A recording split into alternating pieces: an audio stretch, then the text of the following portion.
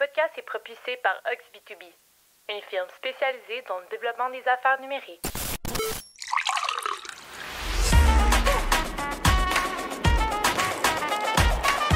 Bonjour et bienvenue au podcast B2B & Go, le podcast qui vous sert à chaque épisode une bonne dose des meilleurs outils et pratiques de vente et marketing B2B.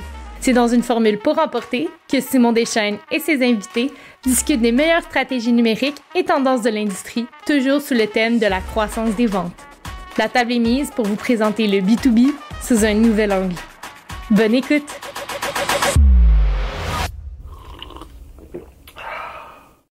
Bonjour, alors aujourd'hui, on explore un sujet qu'on a déjà exploré, mais c'est toujours on revisite toujours le concept, on fait un portrait d'entrepreneur, puis on a la chance d'accueillir avec nous autres Anthony Vandram, qui est homme d'affaires, humoriste. Ouais. Ça, c'est le fun, parce que rire de nous autres en affaires, ça fait passer les moments plus difficiles. Ah ouais, mais ça. Fait que, écoute, Anthony, bienvenue. Merci de me recevoir. C'est vraiment cool.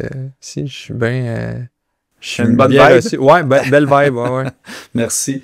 Ben écoute, tu objectif aujourd'hui, t'es jeune, t'as 33 ans. On révèle Ouais, ton je sais âge. pas si c'est comme un. Si tu es encore jeune? Ouais, c'est parce comme que ça. moi, je trouve ça bêche. Ah ouais, ok, bon, ouais, c'est parfait. C'est tout le temps C'est relatif. jeune, je vais le prendre. Ouais, c'est. Puis surtout pour avoir été en affaires pendant un bon bout de temps, quand même, déjà. Ouais, ça va faire 9 ans. Là. Ça a fait 9 ans. Fait que c'est jeune, 33 ans pour dire. On remonte 9 ans en arrière. Fait que peut-être nous raconter un peu, parce que je pense, en tout cas, dans nos échanges, tu m'as dit que tu es un étudiant de HEC. Ouais, exact. Puis après ça, raconte-nous un peu le parcours. Qu'est-ce qui a mené à ton entreprise, ta première business? Ouais, ben dans le fond, moi, j'ai étudié à HEC Montréal.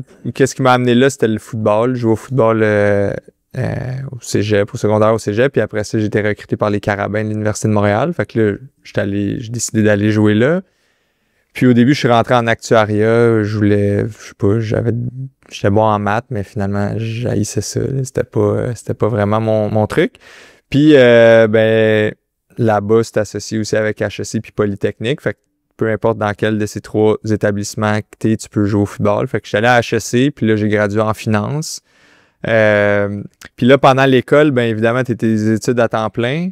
Nous autres, le football, c'est à 4 heures, on est dans la salle de meeting. À 7 heures, on est sur le terrain. À 9h30, on est sorti. À 10 heures, t'es rendu chez vous, douché. Mais là, tu sais, c'était bien 6 heures par jour, là, 7 fois semaine, mettons.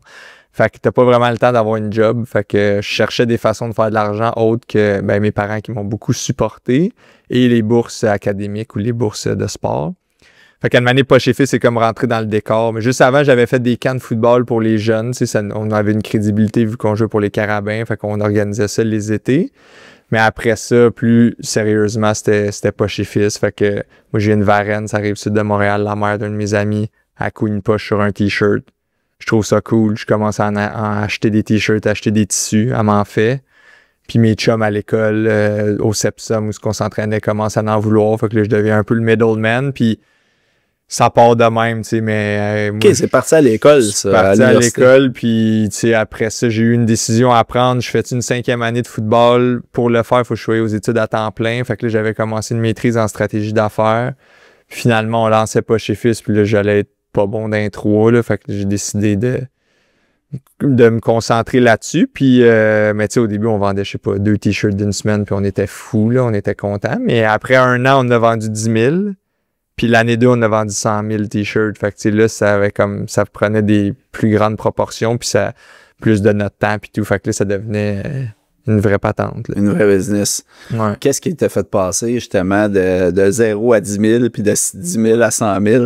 Ben, au début, on fait tout nous-mêmes. Moi, j'étais associé. La personne qui a cofondé l'entreprise, c'était un de mes coéquipiers de football. Fait qu'on est 2 gars avec quand même de la drive.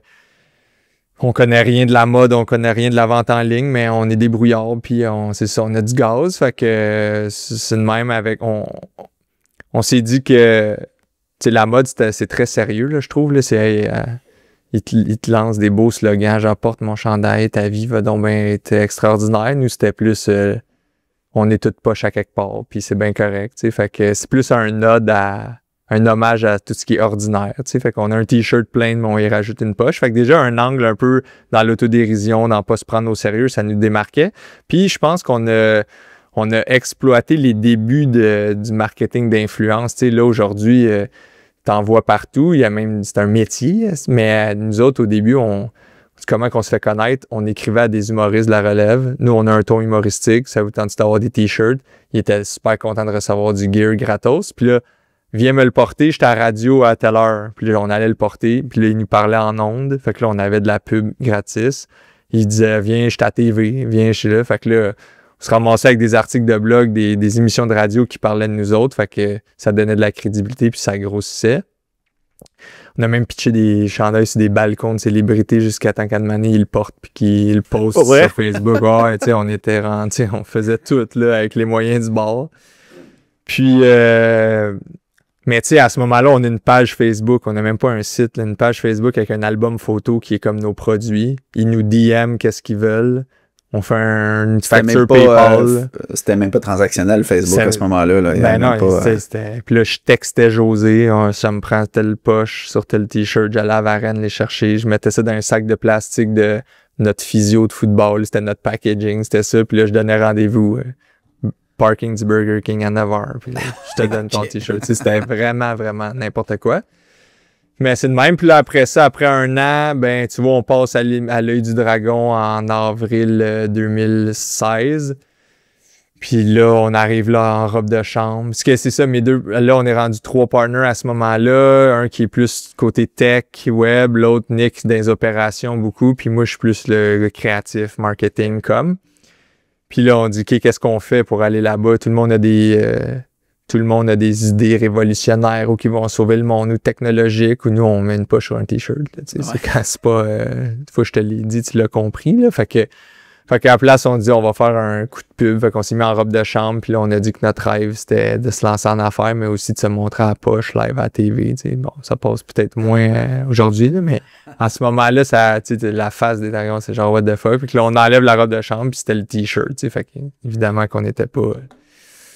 On était polis, mais puis là, ça a super bien marché, puis on connaissait vraiment nos affaires. Moi, j'avais checké 5 saisons, 12 épisodes, 6 pitchs. Je savais que tel dragon pose telle question tout le temps, il frappe pour 1000. L'autre, ils se sont fait piéger à valorisation quand ils savaient pas quoi répondre. Qu'est-ce qu'ils vont faire avec l'argent? Ils connaissent pas leurs chiffres. Nanana, fait qu'on était vraiment prêts. T'arrives avec une niaiserie, tu peux avoir l'air d'un piment si t'es pas prêt. C'est quoi l'aspect business en arrière, là? C'est ça. Mais à ce moment-là, on avait des bons chiffres. On avait vendu pour 400 000 $ de t-shirts la première année. Fait que c'était quand même bon. Puis nos projections étaient bonnes. Puis finalement, on les a battues aussi. Fait qu'à ce moment-là, on vend peut-être, je sais pas, pour 1000 $ de t-shirts par jour, nos meilleures journées. Puis 4 heures qui a suivi l'émission, on en vend pour 30 000. Et c'est un mois de vente en même pas une journée. Fait que ça, c'était fou. Y avait-tu un deal avec les dragons? Ouais, il y a eu un deal qu'on n'a pas pris finalement, parce que, après, on les a rencontrés quelques mois plus tard. 3 mois plus tard, je pense, mais quand ça fait 1 an que tu existes, 3 mois plus tard, tu es rendu à 15 mois, c'est 20% de ta vie, 3 mois, 3 sur 15, là, fait que t'es comme... t'es ailleurs. Nous, on était rentrés chez Simons entre-temps. On était rentrés dans Sport Expert. Même pour rentrer le deal était plus pareil. Ben là, la valo est plus pareille. Puis nos besoins, c'était plus de l'accompagnement que de l'argent. Fait qu'à la place, il y a le père d'un de mes amis qui était chef des finances chez Lolé, qui a mis l'argent qu'on voulait, mais puis il faisait une journée par semaine. Fait que ça nous a vraiment aidé à... Parce que cette croissance-là, ça a été quand même tough, tant sur le cash flow, je comprends, en mode... sur les embauches, sur la stratégie d'où qu'on s'en va, sur quoi faire avec les bénéfices, on réinjecte tout puis tout. Fait que il nous a donné vraiment un gros coup de main. Mais oui, c'est ça, parenthèse, sur Sport Expert aussi, ça a été fait comme... je trouve qu'on a on a toujours essayé de faire des trucs comme avec peu d'efforts, mais comme clever. Fait que, mettons, Sport Expert, il y a 200 franchisés, ou 105 franchisés, excuse.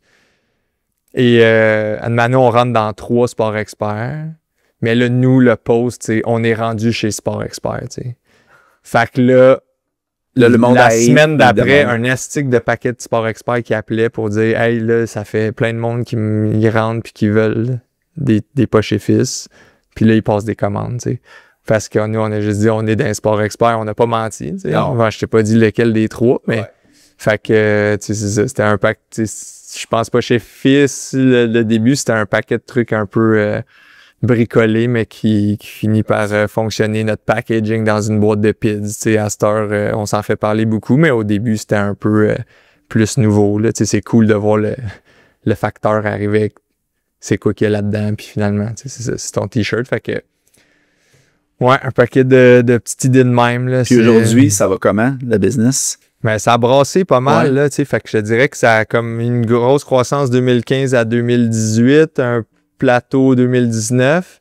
2020, là, COVID, on a tout vécu, là, ça crash, mais, tu sais, toutes les boutiques ferment, fait que nous, ça représentait à peu près 1,5 million de chiffre d'affaires, les boutiques, fait que là, déjà, ben, t'es short. Et, mais on a du monde qui savent coudre, on a des fournisseurs pour du tissu, pour des élastiques, fait qu'on dit on fait des masques pour rester ouvert parce qu'on devient un service essentiel. On vend pour 400 000 $, de masques. À ce moment-là, il y a une pénurie, là, tu sais. Tu peux même pas en trouver nulle part, là. Aujourd'hui, t'en pognes une poignée aux Jean Coutu, mais là, tu peux pas. Fait que ça nous permet de ramener le monde, tu sais. Puis au-delà d'être une business de t-shirts, on est bien plus une business d'idées puis créative dans comment qu'on fait la promotion de ça. Fait que ça prend ces gens-là, tu sais, pour avoir les idées. Et là, avec ça, puis les subventions gouvernementales, ces salaires, on finit avec une année profitable, mais enlève ces deux éléments-là, puis on perd beaucoup d'argent, tu sais. Fait que le 2021 arrive, on décide de qu'est-ce qu'on fait, on met-tu les breaks ou on double down, puis on essaie d'aller compenser les pertes de vente en boutique pour plus de ventes en ligne. On décide ça, puis finalement, ça s'est pas réalisé, tu sais. Ce qui fait que fin 2021, ben là, on a perdu beaucoup de sous. 2022, la banque est comme... 2019, c'était un plateau. 2020, 2021, là, je tire la plug, ça a marge de crédit, tu sais. Ouais. Là, moi, j'avais 350 000 $ de marge de crédit. Il enlève 200 000 en juillet, là. Sans investissement, là, c'est genre... Ben, tu sais, j'ai eu 3 changements de gestionnaire de compte en 3 ans parce que, tu sais, c'était pas un gros compte. Fait que eux autres, ils montent les échelons. Puis la personne, je l'ai même pas rencontré une fois, ce directeur de compte-là. Puis là, tu tombes dans un compte spéciaux parce que t'es à défaut, tu sais. Fait que je sais pas s'il y en a qui ont déjà vécu ça, mais si là... Moi, j'étais à côté dans la marge parce qu'en juillet, je suis dans un moment de l'année où c'est un creux, tu sais, puis je dois acheter des stocks pour les fêtes. Ou ce que là, je fais toute mon année. Toute mon année se fait dans le dernier quart, tu sais. Fait qu'au niveau de cash flow, je suis à un de mes pires moments. Fait que je suis à côté dedans, à 350 000. Lui, il enlève 200. Fait que là, eux, ils disent, ben, tu nous dois 200, tu sais. En ce moment, t'es à défaut de 200 000. Fait que là, tu tombes dans les comptes spéciaux, ils t'attribuent un nouveau gestionnaire de compte qui est plus comme un chien de garde. Là, ouais, il n'est pas là pour trouver des solutions pour t'aider. Là. Ben, tu sais, ils veulent sauver les meubles, tu sais, parce qu'ils croient plus là, tant que ça. Fait que là, lui, il s'appelle Yves, il m'appelle à tous les jours, puis il me dit, ça, tu peux pas dépenser ça. Ça, rappelle ton fournisseur, là, tu lui as envoyé 10 000, ça va bouncer, avertis-les, ça revient chez nous. Ça, OK, ça, je te laisse le faire. Ça, là, prouve-moi qu'est-ce que t'as fait là, pour que ça change. Puis là, nous, c'est là qu'on est passé de 35. Ben là, tu sais, ça peut passer de 35 à 10 personnes d'un coup, mais ça s'est fait graduellement. Mais bref, même si quand tu fais ça, licencie 10 personnes, t'as pas l'argent tout de suite, là. Tu vas avoir l'argent dans les mois qui suivent. Puis même qu'au début, c'est un hit sur ton cash flow parce que tu verses les banques de vacances puis des primes de départ, tu sais. Fait que là, t'es encore plus dans la marde. Là, on avait des t-shirts. On fait nos t-shirts au Québec depuis 3 ans. Mais on avait un petit stock d'Asie qui nous restait. Puis là, on a décidé de mettre ça sur le site, vendre ça à 50-60% off, rentrer du cash flow. Mais ça l'affectait la marque pareil parce que tu vends à discount. Puis les gens qui achètent là, peut-être que s'ils rachètent dans 6 mois, ben là, tu viens de repousser le moment où ils vont acheter plein prix, tu sais. Fait que tout ça, c'est des hits à long terme, mais pour survivre. Puis finalement, ben, je trouve du financement avec Shopify, qui hausse notre site web, qui font des prêts sans caution personnelle. Parce que l'autre affaire, c'est que je cautionne personnellement, moi, ce prêt-là. Fait que, tu sais, j'étais rendu à parler avec un syndic, là, qui me disait, ben, tu vas vendre ton condo. Ouais. C'est moins hot, là. Ouais, c'est pas mal moins hot. Pas mal, le beau côté de l'entrepreneuriat. Ah, man, c'était la vraie vie, là, pour vrai, là, tu sais. Fait que, en tout cas, il y a plein d'autres affaires dans cette affaire-là. Dans toutes c'est comme 3 années-là tough. Et moi, j'avais déjà engagé mon frère. Il a fallu lui s'occupait des ventes en boutique. Il n'y a plus de ventes en boutique, coupe son poste. C'est déjà un truc difficile à faire. Fait que là, ça l'arrive là. Là, on trouve le financement qui me permet de me rendre jusqu'aux fêtes. Parce que là, moi, à ce moment-là, en juillet 2022, je me dis, il faut que je fasse faillite maintenant. Sinon, si j'attends à août, je suis moins bon. Ah ouais, c'est septembre, je suis moins ou bon. Octobre, je suis moins bon. Ou je me rends jusqu'aux fêtes. Ouais, c'est ça. Là, je trouve le financement pour me rendre jusqu'aux fêtes. Fait que je me dis, OK, peut-être je ferai faillite en décembre. Au lieu de leur devoir 350 000, je vais leur devoir 150 000. J'ai déjà sauvé un peu. Mais là, pour faire ça, faut que j'arrive aux fêtes avec du monde qui peuvent coûter des chandails. Mais eux, ils ont aucune garantie qu'ils ont une job demain. Là. Ouais. Puis ils en ont vu 25 partir. Là. Ouf, ouais. Fait que c'est pas hot là, comme ambiance. Tu vois tout le monde tomber, puis si tu as toi. Puis moi, je leur disais, je sais pas. T'sais, ils me demandaient, je dis, je peux pas te garantir. Je vais être bien franchement. Puis j'ai été le plus transparent possible parce que je peux pas arriver en janvier et dire, hey guys, on ferme, puis je le savais. Là. Ouais. Eux aussi, ils ont le droit de savoir, puis de se revirer de bord, puis de se trouver une job. Mais la majorité, ils ont embarqué, ils ont dit, on va le faire. Même ceux que je devais licencier, ils ont dit, t'as besoin de combien de temps? Parce que t'es une petite équipe pareil, la personne qui s'occupe du site web, là, il y a plein d'affaires dans sa tête qui sont pas documentées nécessairement. Fait que là, OK, regarde, je vais mettre ça clean, je te donne ça, je vais même prendre une journée avec toi pour t'expliquer la base de cette affaire-là, parce que là, moi, j'ai main dedans, là. Il y a plein d'affaires que je faisais pas pendant 9 ans que là, tu te ramasses à faire. Là. Tu te ramasses sur le plancher pour vrai, là. Oui, vraiment. Fait que c'est ça. C'était rock'n'roll, là. Puis, tu sais, moi, j'ai aussi un passé de dépendance à certaines substances. Puis là, ça va faire 5 ans que je suis sobre, mais à ce moment-là, merci, c'est comme je suis content de comment ma vie est un peu plus drette, mais je te dirais qu'à ce moment-là, j'ai eu peur de retomber, là. Tu sais, je sais comment je vais travailler 70 heures semaine, je vais peut-être avoir besoin d'un coup de main de mon boy, le pusher. Non, mais tu sais, j'exagère, mais c'était ça, j'ai eu peur pareil de ça. Mais j'ai demandé de l'aide autour, de l'aide de ma famille, que ce soit du support moral, support financier un peu. Des mentors, une Christina Brown, une femme qui m'a accompagné dans un paquet de projets, qui m'a vraiment aidé. Philippe Lamar d'Urbania, qui m'a aidé aussi. Puis lui, il regardait ça, il était comme, ben oui, c'est normal, t'es en affaires, ça va te réarriver. Puis, tu sais, il était tellement calme que ça m'a genre fait, OK, ça m'a fait un peu ça m'a mis un peu en confiance ou en tout cas je sais pas comment le dire, mais il était tellement genre, c'est ça, pas alarmé par la situation que ça m'a comme aidé. Tu sais, moi, j'ai vécu j'ai un passé d'affaires un peu dans ces moments-là, puis on s'entend, là, on a tous nos patterns de pas sommeil dans ce temps-là. Ouais. La nuit, tu faisais quoi pour essayer de te calmer? Quand tu te réveillais? C'était quoi ton dire? Ouais. Dans les moments les pires, parce que c'est stressant, maudit, là. Je veux dire, le stress financier comme ça, puis aussi la pression aussi des gens qui te font confiance, que tu as l'impression de décevoir. Ouais. Puis tout l'image de toi aussi. Moi, c'était mon image. Là, c'était très un combat de l'ego. Là, je pensais que j'étais un bon entrepreneur. Mais là, plus tu creuses, je me rendais compte que c'était assis sur des fausses vérités. Là, c'était assis sur t'es pas bon ou pas bon. T'es pas. C'est souvent ça, l'humilité, le right sizing. T'es pas de shit, mais t'es pas a pile of shit. T'es là. T'es normal, à peu près comme tout le monde. Puis c'est ramène-toi à c'était quoi pas chez fils, c'est ça, tout le monde est normal. Puis c'est bien correct, mais c'est quand tu commences à penser que t'es le top ou que tout t'arrive, puis que des deux bords, là, si je me mets à me dire OK, j'étais un surhumain, c'est moi qui va ramener le bateau, ou si je me mets à m'apitoyer sur mon sort, ben d'un deux côtés, je suis pas dans l'humilité, je pense. Fait que, mais qu'est-ce que je faisais? Je sais pas, j'ai essayé de maintenir les éléments qui nous rassemblaient. Fait que nous, c'est une culture au travail où on a du fun puis qu'on joue. Fait qu'on a une récré à tous les jours. La cloche sonne, on s'amuse. On joue à des jeux de société, on va jouer dehors. Là, c'était non négociable encore plus. Là. Le vendredi, on travaille 4 jours semaine. Là, le réflexe, c'est de dire, ben là, on va travailler 5 jours parce que... Mais si la raison pour laquelle on travaille à 4 jours semaine, c'est parce qu'on pense que les gens sont mieux, un peu moins stressés, puis on est autant productif, sinon plus, parce qu'on fait en moins de temps, ben c'est encore plus important à ce moment-là. Fait que ça, on l'a maintenu. Moi, tous les vendredis, cet été-là, je jouais au golf. Puis là, je marchais, puis c'était comme mon...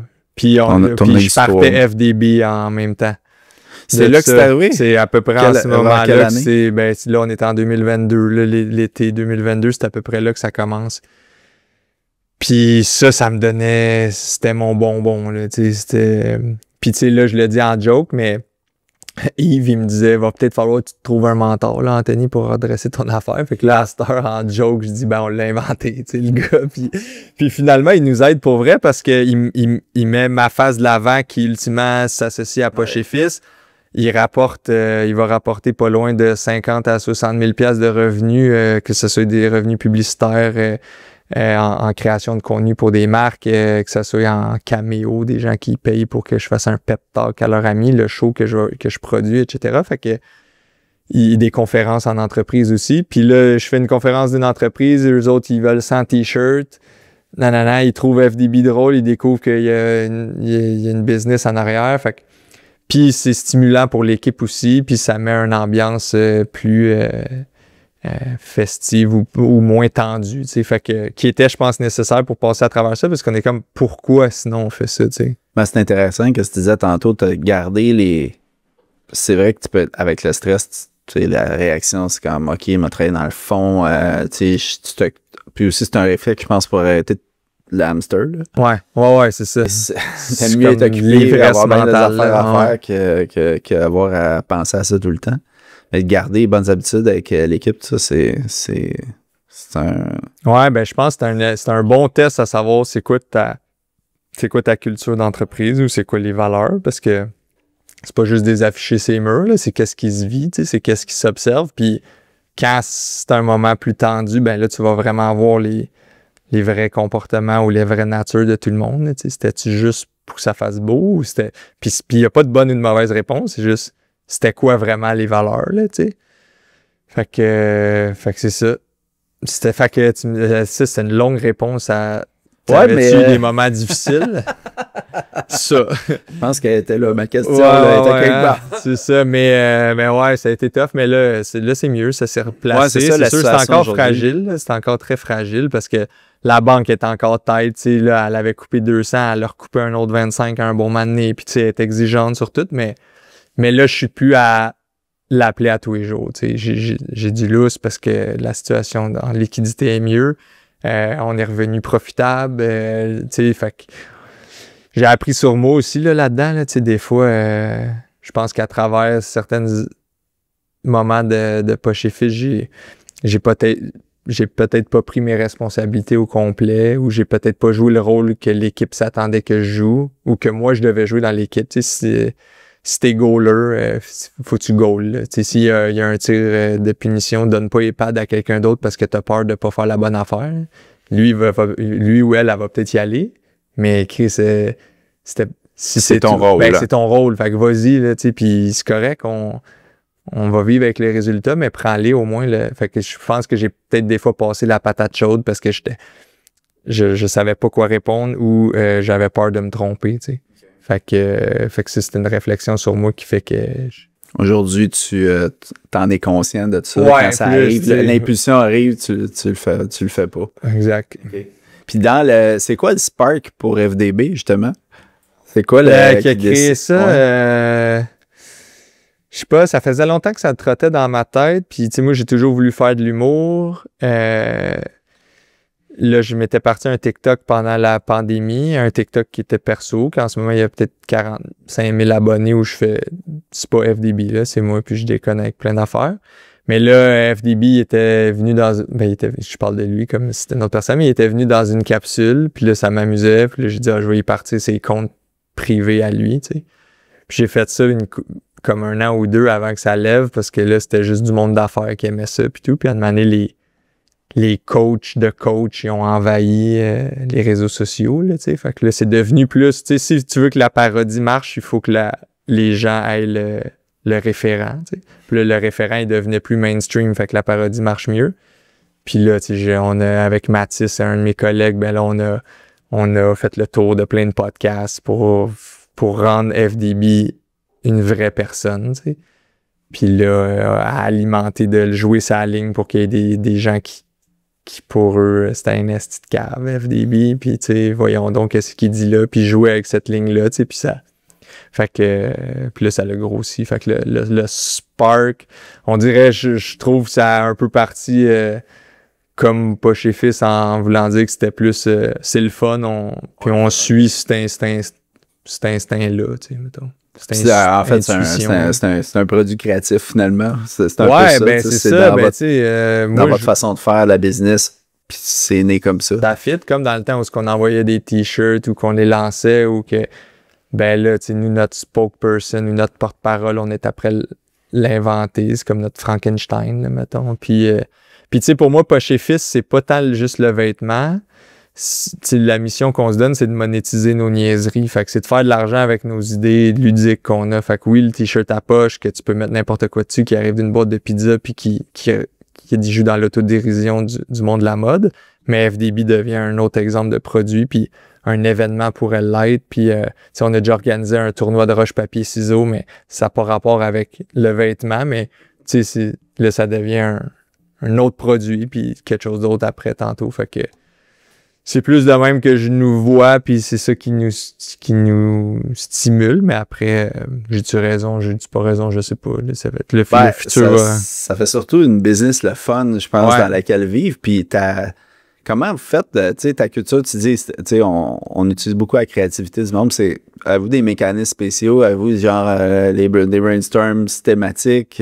Comment ça se passe dans le business pour ça? Ouais, ben, il y a plein de petites patentes, là, des petits trucs qu'on a fait à travers les années. À une année, on était une plus grosse équipe, mettons, au marketing puis au design. Fait qu'on était 6-7. Fait que là, souvent, on faisait des pratiques de brainstorm, si on veut, mais pas des pratiques, mais genre, on partait un instrumental, puis là, on pigeait un thème, puis là, fallait que tu chantes country sur ta commande de Subway, mettons. Mais c'était plus pour, comme, développer juste penser pas différemment, mais juste, puis pas être gêné de partager plein d'idées. C'est la zone de confort un peu. C'est ça, où on jouait à « Trouve-moi un slogan pour cette business-là », puis là, on inventait une business, OK, un concessionnaire de calèche, puis là, trouve-moi un slogan pour cette business-là. OK. Puis là, on sort des affaires, puis c'est souvent que ça finit par être des jeux de mots ou des patentes, mais ça nous amusait. Là, on le fait un peu moins, mais parce qu'on est plus autant, puis fait qu'on le fait sans dire c'est la période pour faire ça, mais on le fait en pitchant des idées. Mais une affaire que moi, je trouve le plus bénéfique, puis là, ça va peut-être décevoir du monde parce que c'est pas drôle et ni super créatif, mais lui, FDB, il dirait... Start with why, là, commence par pourquoi. Mais nous autres, on commence la semaine par comment ça va, puis un tour de table, comment ça va réellement, tu sais. Puis là, les gens, ils peuvent nous dire, il n'y a pas de bonne réponse. C'est dis-moi comment tu te sens. T'arrives pas juste comme un employé qui remplit ce rôle-là. T'arrives avec ton week-end, tes hobbies, tes passions, tes peurs, hein? Fait que eux autres, on se partage ça. Puis là, ben, ça fait que tu peux te mettre vulnérable devant tes collègues. Puis tantôt, quand faut adresser une situation difficile ou il faut pas être gêné de partager une idée parce que tu veux partager sans te sentir jugé, genre. Ouais. Fait que, ben, je pense que ça, le côté où ce que tu peux te mettre vulnérable, je pense que c'est au cœur de ce qu'on réussit à faire, tu sais. Fait que c'est peut-être l'élément le plus important dans la créativité, mettons. C'est vraiment intéressant, mais t'as vraiment une façon de faire de la business, je trouve, puis surtout d'être dans une équipe, puis l'idée d'une équipe c'est inspirant. Je vais te dire ça comme ça, c'est inspirant. Moi, je trouve que ça rejoint beaucoup mes valeurs. On est différents, mais je trouve que de baser de s'intéresser à l'humain avant du haut travailleur. Ouais. Mais tu sais, moi, j'ai comme envie ça a l'air d'un cliché, là. Il y a plein de monde qui le disent, mais de la façon que c'est vécu, en tout cas, de la façon que tu le décris, je trouve ça super créatif. C'est vraiment intéressant. Ouais, c'est vrai que je suis d'accord là, que ça peut sonner cliché, puis c'est quelque chose qu'on met de l'avant. Après, tu le fais-tu pour vrai ou ça se vit-tu pour vrai? Puis là, je dis ça, puis c'est pas toujours rose, là, puis je l'échappe des fois. Puis, mais tu sais, je trouve aussi que aider ou vouloir plus pour l'équipe, mais pas juste quand ça t'arrange. Là, si il y a un de tes employés qui tripe sur telle affaire, qui hors un peu de son champ d'expérience ou de ses responsabilités, mais qui veut développer ça, mais t'as tout avantage à l'aider à ça puis pas à mettre des bâtons dans les roues parce que anyways, il va y aller. Puis s'il y va, ben il va être un peu amer de tout. Fait que mettons, nous, il y avait Pierre-Olivier, un des premiers au marketing chez nous. La business grossissait pas à la vitesse que lui, il voulait que son salaire augmente, mettons. Fait que il y a des gens qui nous approchaient pour dire hey, c'est cool votre marketing, c'est qui le fait? Ah, c'est PO. Ah, il pourrait-tu nous aider à un mandat? Fait que là, j'étais comme ben, check PO, ça fit, tu sais, prends ton vendredi, prends ces mandats-là. Puis ultimement, il était rendu avec tellement de mandats, il est parti à son compte. Puis là, il y a une agence, il y a 20 employés, puis nous, on est clients chez eux, tu sais. Fait que, mais lui, certaines personnes m'auraient dit, ben là, t'es après toi-même le sortir en y acceptant ça. Je dis, ouais, mais il serait parti pareil. Ben, c'est ça. Puis, tu sais, quand j'y disais, hey, moi, je veux que tu te développes, je le disais-tu pour vrai ou je le disais juste développe-toi, mais là-dedans, tu sais, dans qu'est-ce qui m'arrange, tu sais, ça fait pas de sens. Ça. Fait que ouais, ça, je pense que c'est comme un... De toute façon, essayer de retenir, tu sais, avec non, mais un lasso, c'est une fausse vérité, pas. Ça aussi. C'est comme, tu peux pas faire ça. Mais non, ça fonctionne juste pas. Tu te mens, là, si tu penses que t'es en train de faire ça. Fait que, mais tu sais, c'est ça, je crois que j'aimerais ça arriver à ce que oui, on est en affaires, puis on veut croître, puis on veut faire des sous, puis essayer d'être le plus indépendant financièrement, mais aussi que ça reste le fun, puis que, tu sais, c'est quand même bien 35-40 heures par semaine là, de ta vie, là, tu sais, ça peut être long, là, sinon, si t'as pas de fun quand tu rentres, fait que tu sais, je me suis un peu, avec les années, tassé du...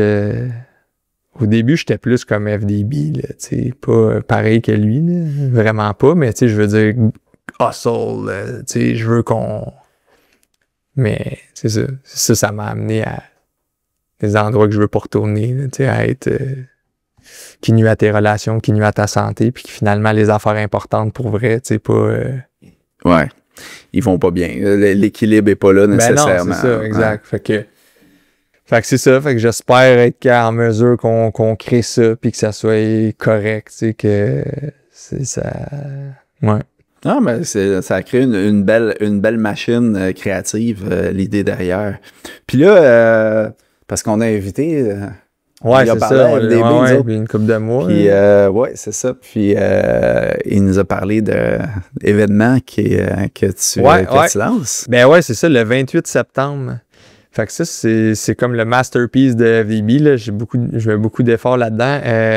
C'est un show, mais immersif. Fait que ça commence dans le 5 à 7 réseautage au début, où il va y avoir des trucs qui vont se passer, des petits tableaux, puis après ça, les gens sont invités à rentrer dans la salle, plus une salle de 500 places. Fait que c'est quand même une grosse commande qu'on s'est donnée, mais ça va être vraiment, vraiment cool. Là. Fait que là, c'est 1 heure de FDB. Là, fait que si les gens aiment ça, ils aiment ce qu'ils voient sur Internet, des petits clips des fois de conférences que je fais de 10 à 15 minutes, mais là, c'est 1 heure. Là, fait que là, puis c'est tout du nouveau stock. Fait que ça devrait être quelque chose d'épais, mais bon. Avec ben du monde d'affaires qui ouais, c'est ça. Fait que moi, c'est ça que je trouve... j'aime pousser la joke au max, mais que ça soit quand même clever dans comment c'est fait. Fait que tu sais, je veux parodier le 5 à 7 de réseautage, mais au final, ça va être vraiment une opportunité de rencontrer des gens d'un environnement fun, qui brise la glace facilement. Hey, ouais, tu sais, cette niaiserie-là où les deux, vous êtes à la station de peu importe laquelle des stations vous allez pouvoir aller, mais c'est bien plus facile de parler à quelqu'un puis de... ouais, c'est détendu, c'est bien moins stiff. Fait qu'au final, c'est une parodie de ça, mais qui finit par être peut-être un des meilleurs 5 à 7 réseautages auxquels tu pourras assister, tu sais. Fait Fait que c'est ça. Ça va être ça le Premier d'une truc. série ou comment tu Je vois sais ça? pas, c'est beaucoup, c'est du stock. Je pense que il y aurait une version un peu plus courte qui serait juste la conférence d'1 heure sur stage sans la première partie. Si j'ai un invité surprise qui vient, fait que je pense que ça se repackage à différents endroits dans des salles peut-être plus petites de 100 ou 200 personnes, puis peut-être pouvoir aller le faire à Québec une fois, puis Ouais, c'est ça, ailleurs. en tournée un petit peu. Hein? Cette avenue-là, j'y crois, mais de refaire le show avec le 5 à 7, avec tout ça, je pense pas. Je pense que ça va être, à moins que ce soit une fois par année, tu sais. Puis encore là, je sais pas combien de temps FDB va durer, tu sais. Fait que, savoir, là, mais en ce moment, j'ai du fun à le faire. Il y a pas mal de contexte à se mettre dessus là-dedans, je pense, avant d'épuiser Ouais, c'est ça. Mais tu sais, moi, tout, faut que j'aie du fun à le faire, là-dedans aussi. Tu sais, je fais de l'humour en moi-même aussi, en Anthony. C'est ça que je fais le plus en stand-up, tu sais. Ça aussi, je veux poursuivre cette carrière-là, puis tu sais, pas être... je voudrais pas admaner sur scène, puis « Ah non, on voulait FTB », tu sais, puis là, « faut que j'aille, puis bon, dans le fond, je deviens un singe à qui on lance des pinottes, là, fais-moi rire, là, tu sais, ça me tente pas d'être ça, là, tu sais. » Être prisonnier du personnage. Ouais, c'est ça, mais regarde, c'est un beau problème, puis en ce moment, ça m'amène plein d'opportunités, fait que je vais pas me plaindre, mais ouais, c'est ça. Hey, un méga merci d'être venu pour vrai, c'est vraiment hyper apprécié, merci aussi du côté vulnérable. Je trouve que ça fait... ça nous rend au cœur d'une histoire d'entrepreneur. Puis, je sais pas, je pense que ça peut résonner dans beaucoup de têtes de notre audience, finalement, qui vivent ça. C'est sûr aussi. Ouais. Bon, ben, si c'est ça, c'est mission accomplie. Merci pour l'accueil, pour les questions, pour la discussion. C'était top. Merci beaucoup.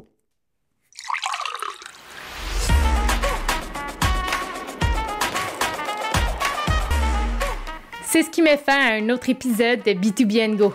N'oubliez pas de vous abonner à notre infolette en vous rendant au oxb2b.com/podcast pour être notifié dès la sortie de notre prochain épisode, en plus de recevoir l'aide-mémoire préparée par notre équipe. Vous trouverez dans celle-ci un résumé des sujets abordés aujourd'hui, en plus de stratégies pour donner un boost de caféine à votre développement d'affaires B2B. Rendez-vous le mois prochain pour un tout nouvel épisode. À bientôt!